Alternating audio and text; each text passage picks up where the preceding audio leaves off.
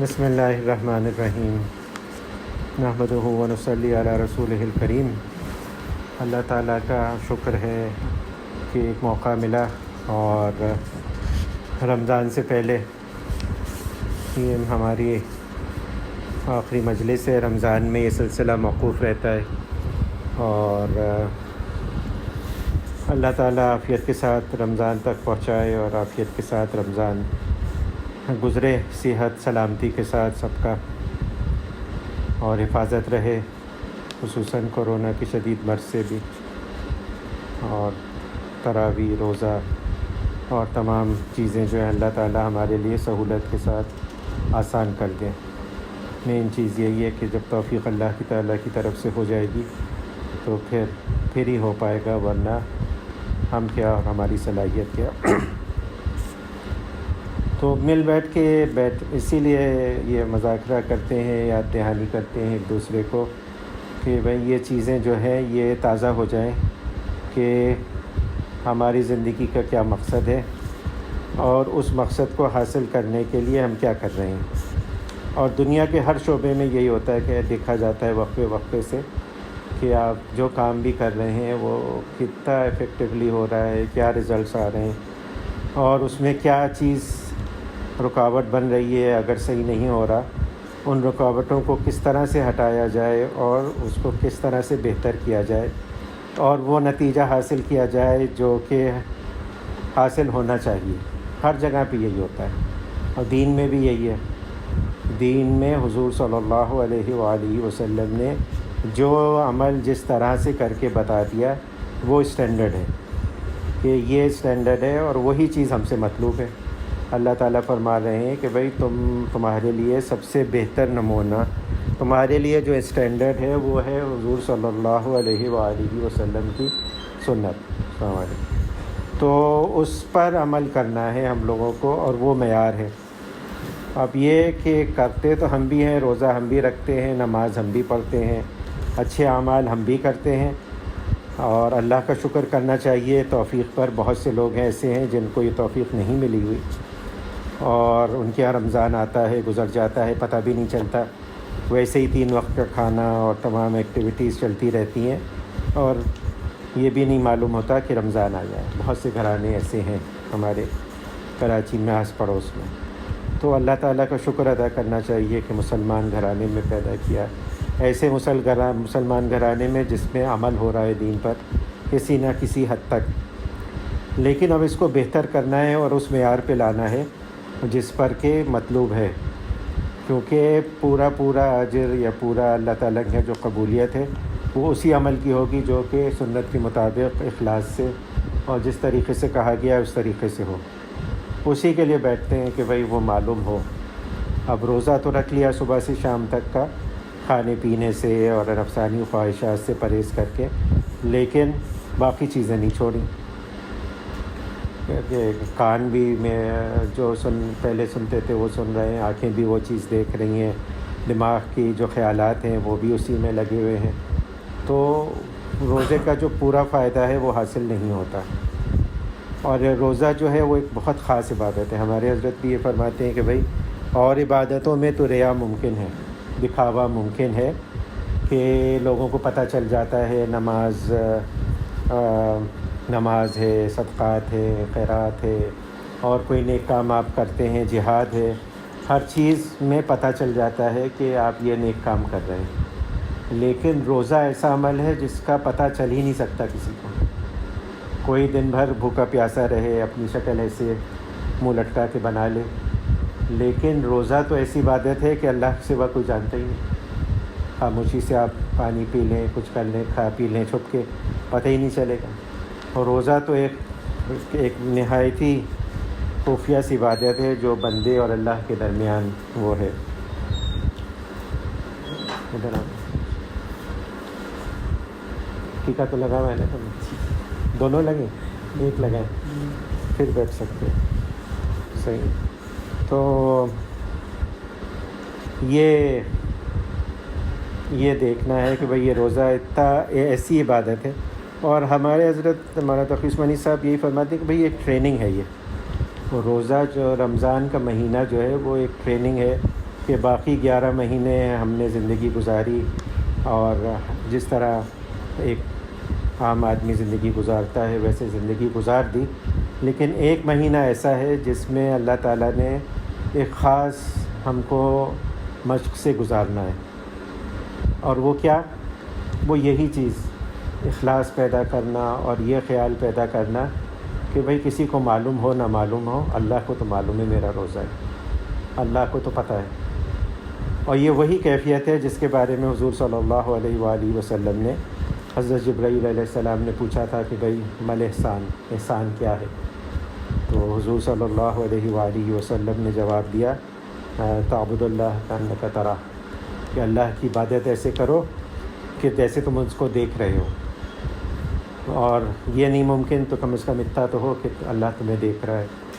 اور روزے میں یہ خاص چیز ہے کہ گیا سے گیا مسلمان بھی جو روزہ رکھے ہوتا ہے اس سے کوئی کہے کہ بھائی چھپ کے پانی پی لو، کوئی نہیں دیکھے گا، تو نہیں کرتا وہ سمجھتا ہے کہ ہاں اللہ کو تو معلوم ہے، اس کو ایک خیال ہوتا ہے، ایک احساس ہوتا ہے، اور یہی احساس پیدا کرنا ہے، اور یہ احساس پیدا کرنا ہے، اور یہ احساس صرف ایک انٹلیکچوئل تھاٹ تک نہیں ہو کہ میں نے سوچا ہاں اللہ تعالیٰ مجھے دیکھ رہا ہے، ایک ہوا اور گزر گیا، یہ تو کوئی آدمی بھی کر سکتا ہے، لیکن یہ خیال جو ہے وہ ایک حال اور مقام بن جائے۔ حال یہ وقتی طور پر ہوتے ہیں، اور مقام یہ ہوتا ہے کہ وہ پرماننٹ حالت ہو جاتی ہے، اور ہوتے ہی ہیں بزرگوں کی حالت۔ تو اور مشہور واقعے ہیں، یعنی حضرت سعدی شیرازی رحمۃ اللہ علیہ نے گلستان بوستان میں ذکر کیا کہ ایک استاد تھے، وہ اپنے ایک شاگرد کو بہت چاہتے تھے، اور دوسروں کو احساس تھا کہ بھئی ان کو زیادہ چاہتے ہیں، ہمیں کم چاہتے ہیں۔ تو انہوں نے کہا کہ یہ تو ذاتی کی بات ہے، وہ آپ اس کو زیادہ توجہ دیتے ہیں اور باقی ہم لوگوں کو نہیں دیتے۔ تو انہوں نے کہا اچھا میں کوشش کروں گا، اور پھر امتحان لیا، ان کو ایک مرغی پکڑا کے دی کہ کاٹو جا کے، ایسی جگہ کاٹ کے لاؤ جہاں پہ کوئی نہ دیکھ رہا ہو، سب سے چھپ کر۔ تو سب کاٹ کے لے آئے، وہ نہیں، وہ زندہ لے آیا۔ تو انہوں نے کہا کہ تم کیوں نہیں کاٹ کے لائے؟ تو اس نے کہا کہ بھئی جہاں پہ میں جاتا تھا مجھے یہ ہوتا تھا کہ اللہ تو دیکھ رہا ہے، یعنی اس کو حال و مقام حاصل تھا کہ اس کو یہ احساس ہر وقت تھا کہ اللہ تعالیٰ مجھے دیکھ رہے ہیں۔ اور ہمارے حضرات میں سے بھی بہت سے بزرگوں پہ یہ حال طاری تھا۔ ہمارے حضرت کے دوسرے شیخ حضرت مولانا مسیح اللہ رحمۃ اللہ علیہ، حضرت تھانوی کے خلیفہ تھے، ان کے بارے میں مشہور تھا کہ اپنی مجلس میں ہمیشہ 2 زانو بیٹھتے تھے، کبھی 4 زانو بیٹھتے نا، یعنی پاؤں وہ کر کے، دونوں پاؤں زمین پہ وہ کر کے، وہ ویسے ہی بیٹھتے تھے جیسے نماز میں بیٹھتے، گھنٹوں گزر جاتے تھے ایسے ہی بیٹھتے تھے، یہاں تک کہ سوتے میں بھی ان کو کسی نے نہیں دیکھا کہ پاؤں پھیلا کے سوتے۔ ان پہ کیفیت آ رہی تھی، ایک حال مقام حاصل ہو گیا تھا کہ اللہ تعالیٰ کے سامنے ہوں میں، اور میں کیسے بے ادبی کر سکتا ہوں۔ یہ حال ہے، یہ کہانی میں نے کہہ دیا، آپ نے سن لیا، لیکن جس پہ گزرتا ہے وہ جانتا ہے، اس کو احساس رہتا ہے۔ تو وہ چیز پیدا کرنے کے لیے روزہ آیا، وہ چیز پیدا ہو جائے تو سب سے پہلا تو یہی ہے کہ بھئی اس کا احساس ہو کہ کیا کرنا ہے، اور وہ بھی یہی کہہ رہے ہیں بھئی تم پہ روزے فرض کیے گئے لعلکم تتقون، کہ تمہیں اللہ تعالیٰ کا خیال دھیان ہو جائے۔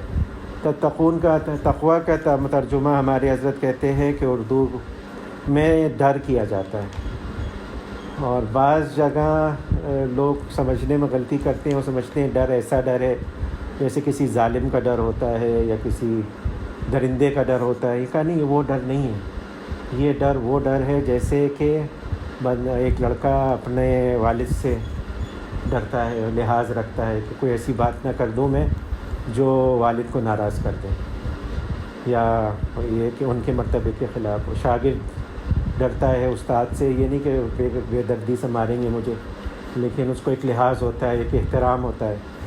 تو یہ تقویٰ بھی وہی چیز ہے کہ اللہ کا لحاظ، اللہ کا ایک وہ خیال ہو دماغ میں کہ میں کوئی ایسی حرکت نہ کر لوں کہ جو شایان شان نہیں ہے اللہ کے۔ اللہ تعالیٰ نے مجھے اس حالت میں دیکھ لیا، اور یہی فرق ہے ہم میں اور دوسرے جو اللہ والے ہیں کہ ہم ڈرتے ہیں عذاب سے، اور وہ گناہ کر کے ہم عذاب سے ڈرتے ہیں کہ عذاب ہوگا اور پکڑ ہوگی اور کیا ہوگی، اور ان کو شرمندگی ہوتی ہے کہ میں نے ایسی حرکت اللہ کے سامنے کر لی. ان کو یہ خیال سب سے زیادہ شرمندہ کرتا ہے کہ میں نے یہ حرکت کی اور اللہ مجھے دیکھ رہا تھا. ہم یہ ڈرتے ہیں کہ ہاں اس پہ یہ وعید آئی ہے اور اس پہ یہ وعید آئی ہے، دونوں ہی اپنی جگہ پہ، لیکن وہ جو دوسری چیز ہے نا وہ الگ ہی چیز ہے.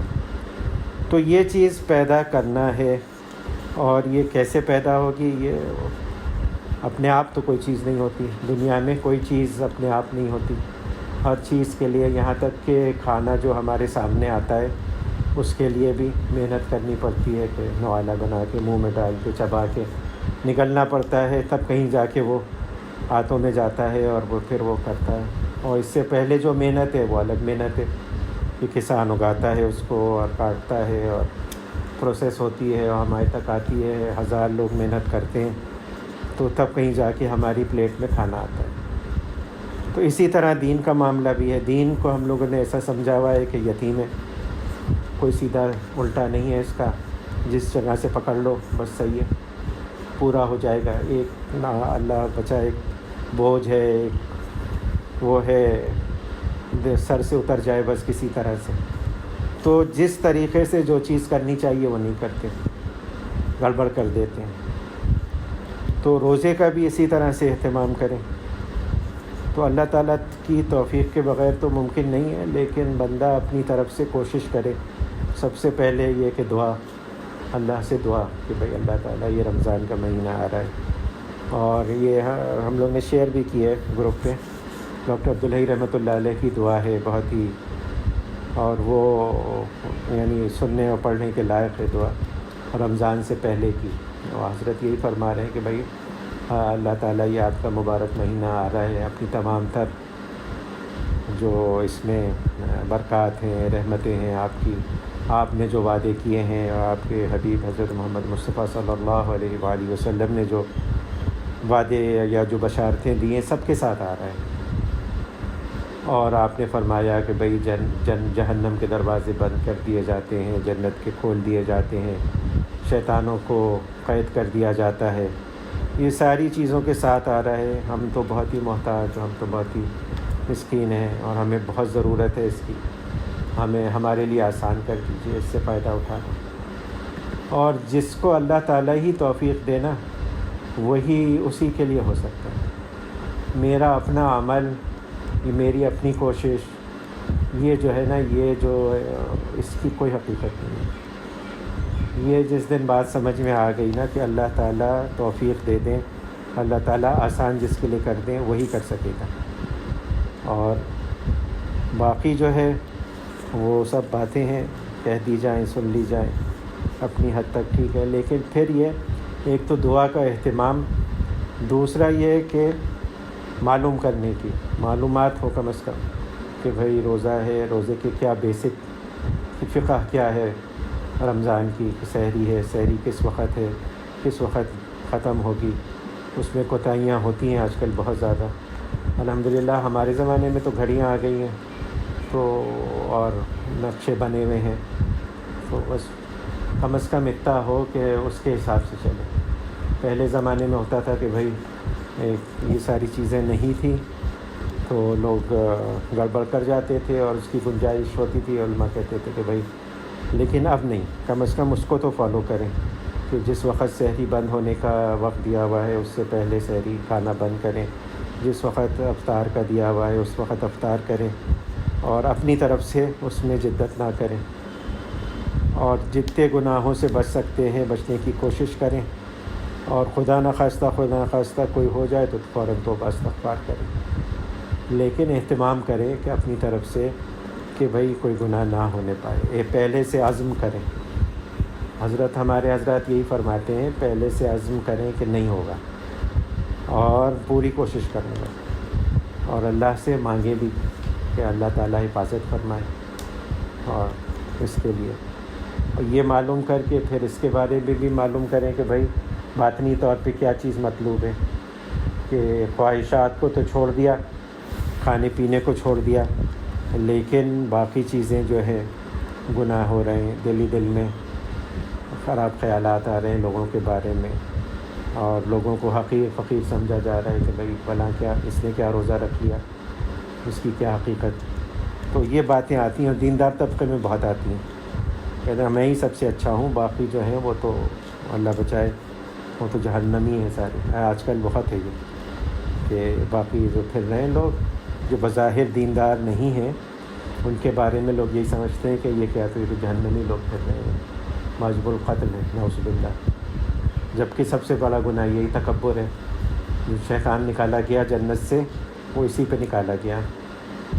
اور بار بار اللہ تعالیٰ نے ذکر کیا قرآن میں کہ بھائی یہ بات ہے کہ تکبر ہے، پہلا گناہ ہو رہا ہے تکبر کر رہا ہے، اور دلیل بھی لا رہا ہے، پکی لا رہا ہے کہ آپ نے مجھے آگ سے بنایا، میں افضل ہوں، اور اس کو تو مٹی سے بنایا، مٹی تو حقار ہے، سب کے پاؤں تلے آتی ہے. تو یہ ان سب چیزوں پہ سے بھی حفاظت ہے. تکبر ہی جو ہے نا ام الامراض ہے، اسی سے ساری چیزیں نکلتی ہیں. غصہ بھی اسی سے آتا ہے. کبھی اپنے سے بڑے آدمی پہ غصہ نہیں آتا. یہ بالکل ہی ایک یعنی وہ ہے، جسے کہنا چاہیے فیکٹ ہے.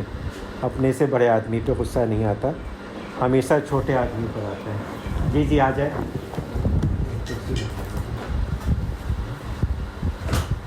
آ جائے.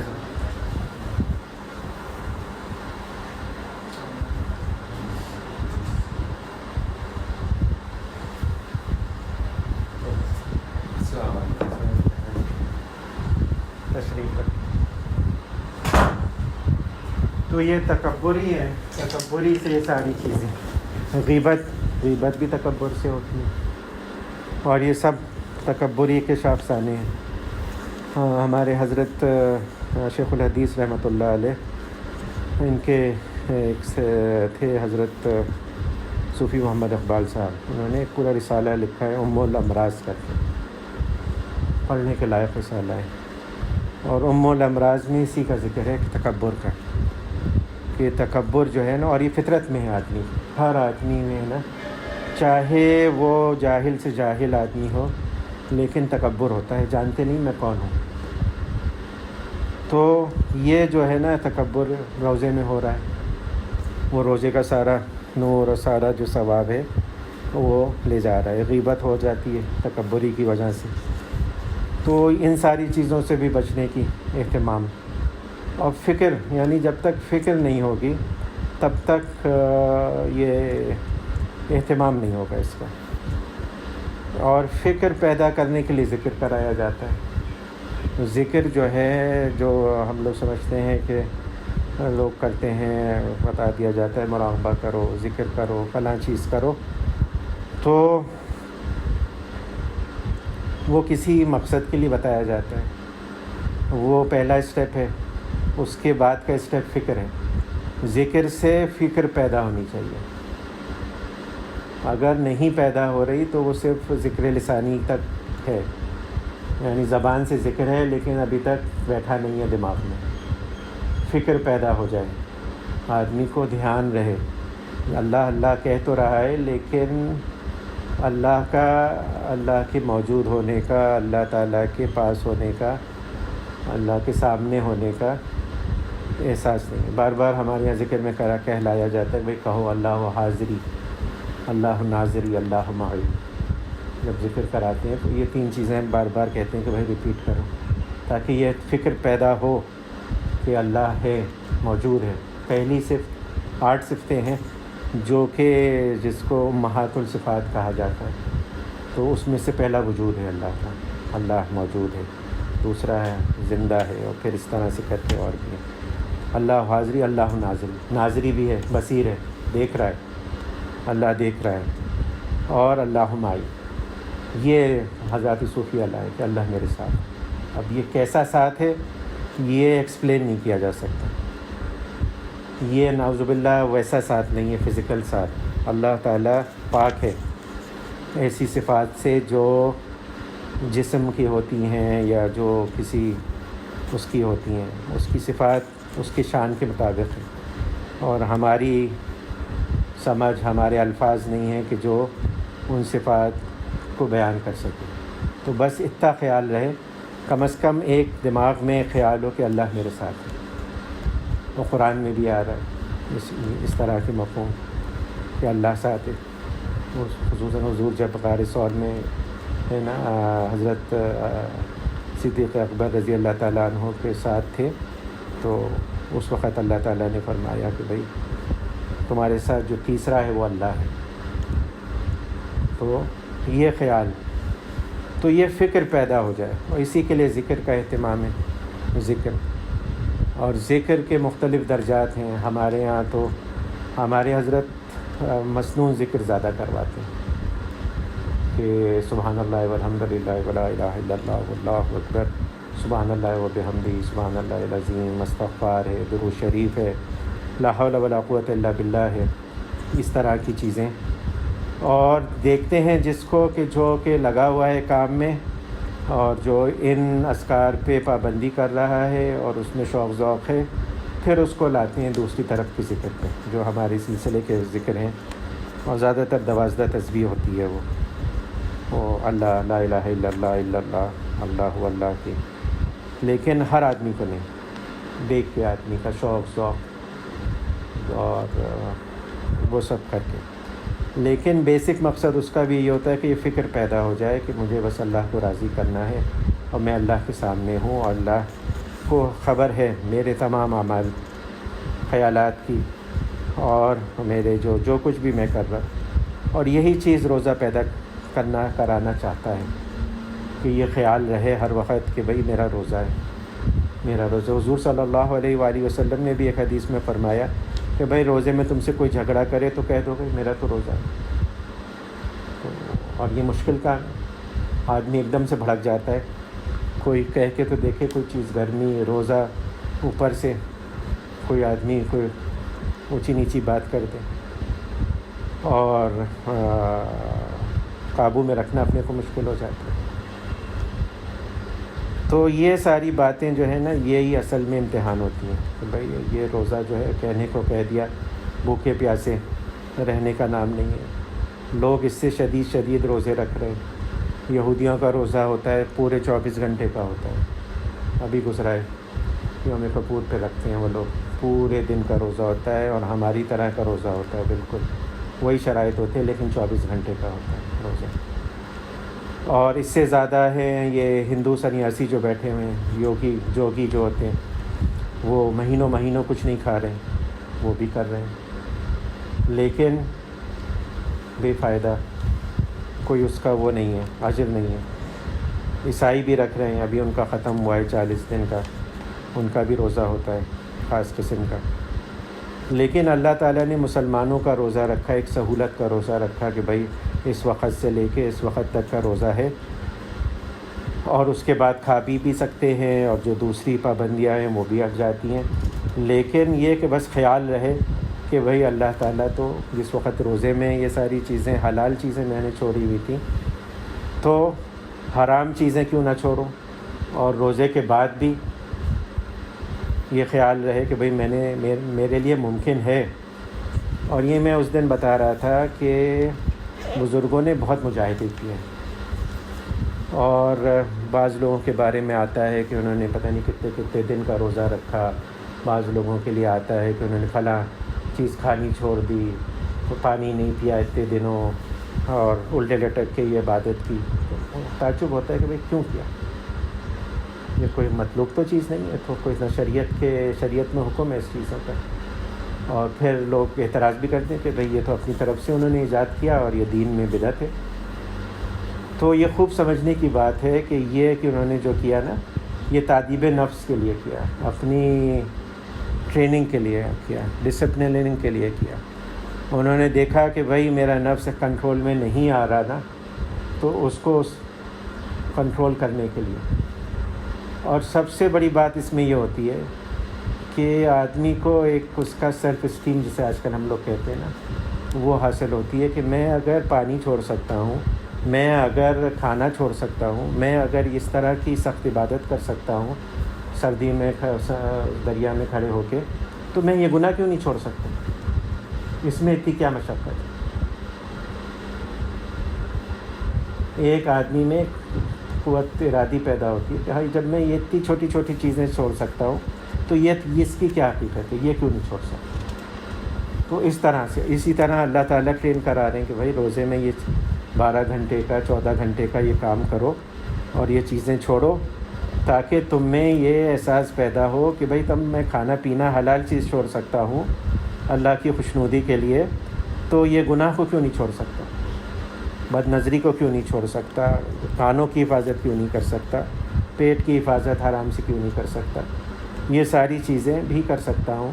تو یہ ایک آدمی کو قوت پیدا ہو جاتی ہے۔ تو اللہ تعالیٰ آسان کرے، اور اہتمام کی ہے ہمارے بزرگوں کا ہمیشہ سے یہی رہا ہے کہ رمضان، بلکہ حضرت شیخ الحدیث رحمۃ اللہ علیہ نے تو پورا ایک رسالہ لکھا ہے اکابر کا رمضان۔ تو جتنے بھی اکابر ہیں علماء دیوبند کے مشائخ، ان سب کے حالات جمع کیے کہ رمضان کس طرح سے گزرتا تھا۔ اور پہلے بھی بار بار عرض کر چکا ہوں میں کہ حضرت تھانوی رحمۃ اللہ علیہ کے یہاں بھی بھیجا انہوں نے، ایک پورا سوال نامہ تھا، یعنی انہوں نے ایک سروے کیا جس سے کہ آج کی زبان میں کہہ سکتے ہیں کہ حضرت کیا کیا معمول رہتا ہے۔ پہلے تو حضرت نے انکار کر دیا جواب دینے سے کہ بھائی کیا فائدہ، ہر آدمی کے الگ حالات ہوتے ہیں، ہر آدمی کے تقاضے زندگی کی مصروفیات الگ ہوتی ہیں، میرے معمولات سے آپ لوگوں کو کیا فرق پڑے گا۔ لیکن جب زیادہ اصرار کیا تو حضرت نے فرمایا کہ میرا معمول کوئی چینج نہیں ہوتا، سوائے یہ کہ تراویح اور افطار سحری کے بالکل وہی معمول چلتا رہتا ہے جو پوری سال چلتا ہے، کیونکہ حضرت نے اپنے آپ کو بہت ڈسپلن کیا ہوا تھا۔ ایک منزل قرآن روز پڑھنا اور جو ایکٹیویٹیز ہیں ساری چیزوں کے ٹائم پہ بہت ہی آرگنائزڈ آدمی تھے حضرت۔ تو حضرت نے کہا میرا کوئی معمول نہیں چینج ہوتا، جو میرا معمول ہے پورے سال کا وہی چلتا ہے۔ اتنا اپنے آپ کو ڈسپلن کر لیا تھا حضرت نے۔ لیکن باقی حضرات کے یہاں تھا اہتمام، تھا بہت زیادہ اہتمام تھا، اور اپنی طرف سے کوشش کرنی چاہیے، کیونکہ یہ ایسا موقع ہے، یعنی اس میں ہم لوگ جب کسی ویکیشن پہ جاتے ہیں یا کسی تفریح کے لیے جاتے ہیں تو معلوم ہوتا ہے کہ ایک ہفتے کے لیے جا رہے ہیں، اتنا پیسہ خرچ کر رہے ہیں، ہر دن قیمتی ہے، تو اس کو میکسیمائز کرنے کی کوشش کرتے ہیں کہ جو کچھ ممکن ہے کر لیں۔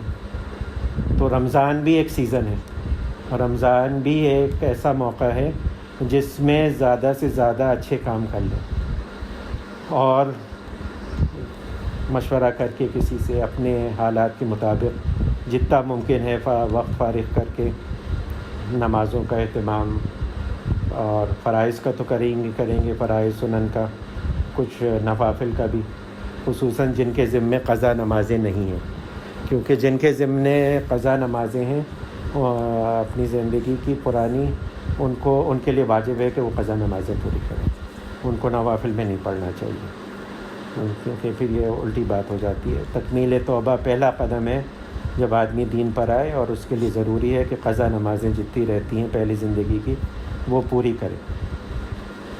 تو اس کے لیے بہتر یہی ہوتا ہے کہ ان اوقات میں نماز پڑھے، جیسے اشراق، تہجد، اوابین، لیکن اپنی قضا پڑھے کہ عادت بھی رہے ان نمازوں کی اور قضا نمازیں بھی ادا ہو جائیں۔ تو یہ پھر کچھ اذکار ہمارے حضرت سبحان اللہ والحمد للہ ولا الہ الا اللہ واللہ اکبر پہ بہت زور دیتے ہیں، اور حدیث شریف میں دو آئے ہیں، ایک لا الہ الا اللہ کی کثرت اور دوسرا استغفار کی کثرت، یہ اور تلاوت قرآن کریم۔ تلاوت قرآن کریم جو ہے نا یہ خاص عبادت ہے رمضان کی، اور یہ میں نے پہلے بھی کہا تھا، اور حضرت کا ایک میں سنانا بھی چاہتا ہوں، حضرت مولانا وسیع اللہ صاحب کا۔ انہوں نے فرمایا کہ بھئی جو یہ قرآن کریم ہے نا، یہ قرآن ایک خاص نعمت ہے، جو ہے نا یہ قرآن اللہ تعالیٰ کی ایک بہت خاص نعمت ہے، یہ اللہ کا کلام ہے، اللہ کا کلام ہے جو اللہ تعالیٰ کے نے جو کہا ہے نا اپنی شان کے مطابق، وہ چیز ہمارے یہاں۔ تو حضرت فرماتے تھے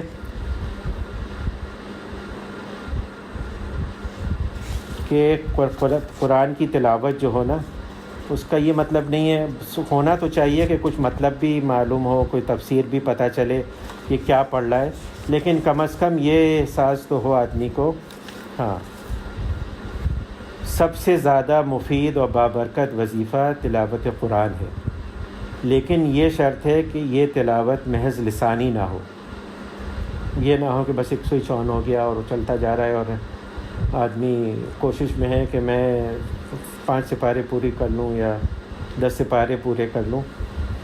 لیکن حضرت فرما رہے محض لسانی نہ ہو، قلب کی شرکت کے ساتھ ہو، اور قلب کی شرکت سے مراد فہم معنی یعنی معنی سمجھنا نہیں ہے، بلکہ مراد یہ ہے کہ قلب سے غافل نہ ہو، بلکہ تلاوت کے وقت یہ امر مستحضر ہو کہ یہ اللہ کا کلام ہے اور دنیا میں اللہ تعالیٰ نے ہماری ہی ہدایت کے لیے بھیجا ہے۔ اور جس وقت تلاوت کرتا ہے بندہ، جس وقت تلاوت کرتا ہے تو اللہ تعالیٰ اس کی تلاوت کی طرف کان لگاتے ہیں، سنتے ہیں۔ کم از کم یہ خیال تو رہے آدمی کو کہ یہ میری ہدایت کے لیے۔ اس ہمارے ڈاکٹر عبداللہ رحمۃ اللہ علیہ کے جو سوانح معمولات میں سے کہ حضرت فرماتے تھے کہ بھائی جب قرآن شروع کرو تو ایک دعا کیا کرو تلاوت قرآن کریم کا سی، یا اللہ یہ آپ کا کلام ہے، آپ کے حبیب حضرت محمد مصطفیٰ صلی اللہ علیہ وآلہ وسلم کی مبارک زبان سے ہم تک پہنچا، اس کے انوار سے، اس کی تجلیات سے ہمارے ایمان کو، ہمارے اعمال کو منور فرمائیے، اور اس کے تمام انوار ہمیں عنایت فرمائیے، اپنی رضا کا مورد بنائیے۔ اور پھر دعا کر کے آدمی، اور یہ بھی دعا کرے کہ اللہ تعالیٰ صحیح طرح سے پڑھنے کی توفیق عنایت فرمائے اور مجھے اس کی تمام انوار خصوصاً تجوید کی رعایت کرتے ہوئے پڑھے آدمی۔ تو یہ کرنا، یہ کام تو کرنے ہی کرنے ہیں، اور انشاءاللہ اللہ تعالیٰ کی توفیق سے امید یہی ہے کہ اللہ تعالیٰ جب ایک نعمت عنایت کر رہے ہیں، رحیم جو ہوتا ہے اس کی سے ہوتا یہ ہے کہ بھائی جب ایک نعمت عطا کرتا ہے تو اسے قبول بھی کرتا ہے، اور اس کا بہت اہتمام رہے کہ بھئی قبول ہو نعمت، عمل سے زیادہ عمل کی قبولیت کا اہتمام، یہ مین چیز ہے۔ عمل تو ہے لیکن اس کی قبولیت بھی ہو، کہ اس طریقے سے کیا جائے کہ قبول ہو جائے، اور قبول ہوتا ہے تو اس کی علامات ہوتی ہیں، وہ علامات کہ اللہ تعالیٰ قبول کرتا ہے تو پھر اس عمل کی توفیق پھر سے دیتا ہے۔ یہ نہیں کہ نماز کے لیے مسجدیں بھر گئیں، پھر جیسے ہی چاند نظر آیا اور جیسے ہی عید کا چاند نظر آیا مسجد خالی ہو گئی، تو نعوذ باللہ شک ہوتا ہے، یہ شبہ ہوتا ہے کہ یہ قبول نہیں ہوئی نماز۔ کہ جو آ رہے تھے رمضان میں بس رمضان کی برکت سے آتے رہے، اور جیسے ہی رمضان کا عید کا چاند نظر آیا واپس اپنی زندگی پہ آ گئے۔ تو یہ قبولیت کی بہت زیادہ اہتمام رہے کہ بھائی قبول ہو جائے عمل، اور وہی عمل قبول ہوگا جو خاص اللہ کے لیے حضور صلی اللہ علیہ وآلہ وسلم کے طریقے کے مطابق ہوگا۔ تو اس کا اہتمام کی ضرورت ہے، بس دعا کریں اللہ تعالیٰ ہمارے لیے آسان کر دے۔ اللہم صلی علی حبیبک محمد وعلی آل حبیبک محمد کما صلیت علی ابراہیم وعلی آل ابراہیم انک حمید مجید۔ اللہم بارک علی حبیبک محمد وعلی آل حبیبک محمد کما بارکت علی ابراہیم وعلی آل ابراہیم انک حمید مجید۔ یا الہ العالمین، یا حی یا قیوم، یا ذو الجلال والاکرام، یا غیاث المستغیثین، یا مانع المستغیثین، یا اللہ یا رحمان یا رحیم۔ ہمارے تمام چھوٹے بڑے اگلے پچھلے خفیہ علانیہ گناہ اپنے کرم اپنے فضل سے معاف فرما دیجیے۔ یا العالمین، ہم کوئی تعویل نہیں کرتے، کوئی عذر نہیں کرتے، نالائقی سے گناہ کیے، آپ نہیں معاف فرمائیں گے تو کون معاف فرمائے گا؟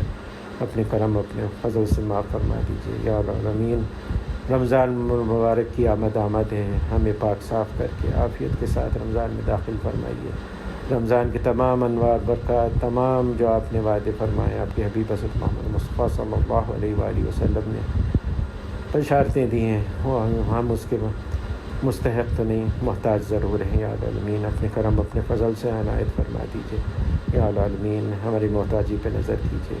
تمام خیر آپ سے مانگتے ہیں جو آپ کے حبیب حضرت محمد مصطفیٰ صلی اللہ علیہ وآلہ وسلم نے آپ سے مانگی، اور تمام اس شر سے پناہ مانگتے ہیں جس سے آپ کے حبیب حضرت محمد مصطفیٰ صلی اللہ علیہ وآلہ وسلم نے پناہ مانگی۔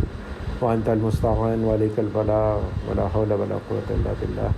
دین کا صحیح فہم پیدا فرما دیجیے، دین پہ عمل کرنے کی توفیق عنایت فرما دیجیے، اپنے کرم اپنے فضل کو قبول فرما لیجیے۔ ہم آپ کے دین کے راستے پر چلنا چاہتے ہیں، نفس و شیطان کا غلبہ ہے، اس راستے کی جو رکاوٹیں ہیں ان کو دور فرما دیجیے، ہمارے لیے آسان فرما دیجیے، اپنی رضا و خوشنودی کا حصول ہمارے لیے آسان فرما دیجیے۔ یا العالمین، ہم کو، ہمارے گھر والوں کو، عزیز و قارب، رشتہ دار، پڑوسیوں کو، تمام مسلمانوں کو اس کرونا کی وبا کی شدید مرض سے بچائیے، عافیت کے ساتھ بچائیے، پوری انسانیت کو بچائیے، اس کو دور فرما دیجیے عافیت کے ساتھ، اس کا علاج اور اس سے بچاؤ کے طریقے جو ہے آپ اپنے کرم و فضل سے ہم کو عنایت فرما دیجیے یا العالمین۔ حلال واسع رزق بلا مشقت عنایت فرما دیجیے، ہر طرح کے فتنے فساد، ہر طرح کے چوری ڈاکے، اسنیچنگ اور دیگر موذی دیرپا بیماریوں سے، لوگوں کی زارساریوں سے، ہر طرح کے شر فتنے فساد سے ہماری حفاظت فرمائیے، ہمارے گھر والوں کی، بیوی بچوں، عزیز و قارب، رشتہ دار،